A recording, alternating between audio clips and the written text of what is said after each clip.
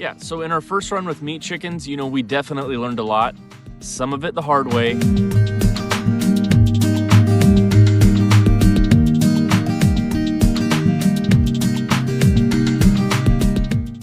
Overall, we had a great harvest. Our freezers were full, but also there were definitely some mistakes made that we're hoping not to repeat next time. So today I want to share with you what went wrong, what we're going to be doing to change that, and also what it really kind of taught us about raising animals out here.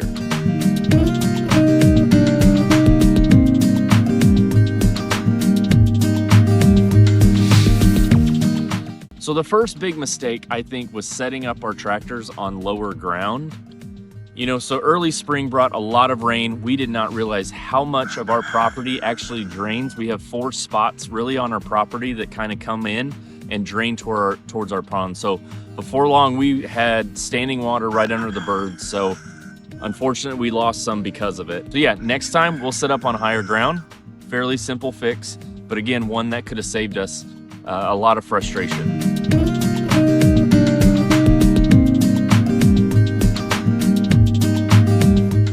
Second mistake, I think, was timing. We ordered our chicks early in March here in Southwest Missouri. It's too soon in our opinion. The Cornish cross grows so fast, and honestly, by the time they were ready to move outside, the weather wasn't ready for us. So we were having to juggle the heat lamps, the rain, the cold nights, just needing to get them out. Our shop smelled terrible, and that's not exactly at all what we want to do. So next year, we'll definitely wait a few weeks longer. Just that small shift will make the whole process smoother.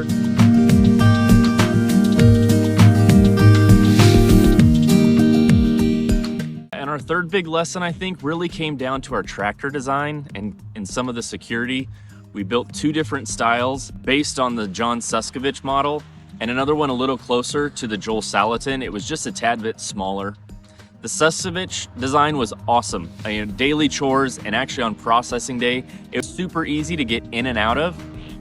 But the downside that we saw was when the strong winds came in, the spring storms, that roof can act like a parachute. And the Salatin one was lower to the ground. I just felt more at ease during the storms. I felt like those handled the storms way better. Moving the tractors, honestly, both of them fairly easy. But I will say for sure on that Salatin style one, being that low, very difficult to grab the chickens. Had to have the younger kids in there to get in there and move them up to the front. So yeah, if I can find a happy medium between both of them, that will for sure be the goal next year. Something, for sure, low enough to stand up to the weather and possibly tall enough to be able to walk in and out. We're gonna also have to tighten up the security points because we kind of had to learn that mostly secure really isn't secure at all. And really, depending on the predator, one weak spot could spell damage for sure.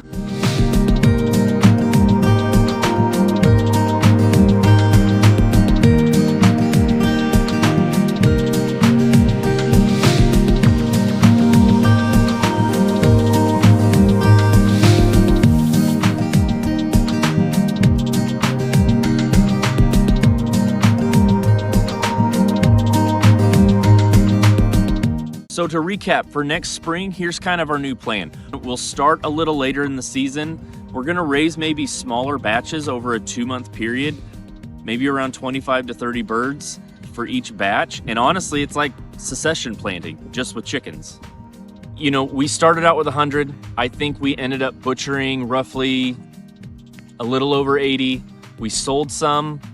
So we had full freezers, but even though they were a smaller bird, for the size of family that we had, we actually went through them way faster than what we realized. This year, 50 was a different story. Our kids are bigger, family's bigger, everybody's growing, eating more food. So that's where we wish we would have done one more round. We just weren't ready for it. Just be weather aware, making sure they're always on high ground. We're gonna be adjusting the tractors, hopefully blend both of those design styles. We're also gonna keep fermenting that feed. That worked really, really well. By fermenting the feed, I feel like we didn't have to go through as much water. They seemed satisfied.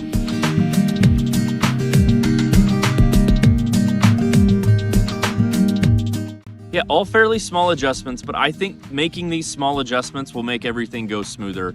And honestly, I think we'll have healthier, happier birds as well. You know, sometimes that's just the beauty of homesteading. It's hard for me to say. So it's not about perfection, it's about progress. And for sure, if you've raised meat chickens before, what's something you would change? What's something you would advise me to change for next time? So let us know in those comments below. We're learning together. And if you missed our first video about this project, it's linked right here. I appreciate y'all for joining. We'll see you on the next one. Bye.